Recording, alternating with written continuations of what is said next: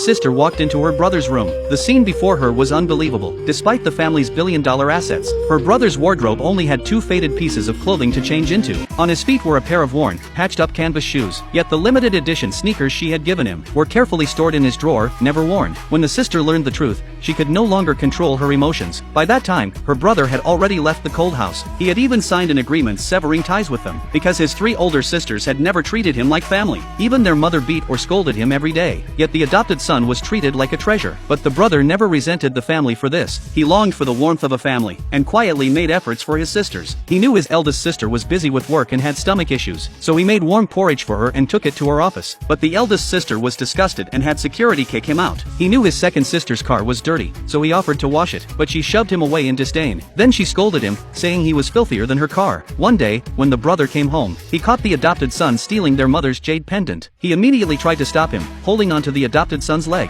The adopted son warned him that this house would be his sooner or later, so he could take whatever he wanted. When the adopted son heard the sisters coming home, he quickly grabbed the brother and stuffed the pendant into his hand. Then he threw himself on the ground, grabbing the brother's leg, pretending to be bullied. When the sisters saw the adopted son lying on the ground, they immediately assumed the brother had stolen the pendant and hit him. No matter how he explained, the sisters wouldn't believe him. In the end, they heartlessly kicked him out of the house. The adopted son, however, wanted him dead. But heaven took pity on the brother's suffering and gave him a second chance at life. When he opened his eyes again, he had returned to 10 years ago. He remembered how his sister had come to falsely accuse him of ruining their mother's evening gown, recalling how they never believed him no matter how he explained in the past. This time, he simply admitted it was his fault. He didn't bother to explain any further. He even said that since the adopted son was in charge of the house, their mother didn't need to ask him anything. Seeing her usually timid son dare to talk back, their mother picked up a ruler to punish him for his insolence. Feeling the sharp pain in his palm, the brother's last bit of attachment to the family faded away. Ever since he was claimed back by the Sue family, he had lived a life of rejection. No matter what he said or did, it was always wrong, and the adopted son was always right. So, if that's the case, he didn't need this family. In the end, he grabbed the ruler from his mother's hand. She angrily punished him by forbidding him from eating dinner that night. At that moment,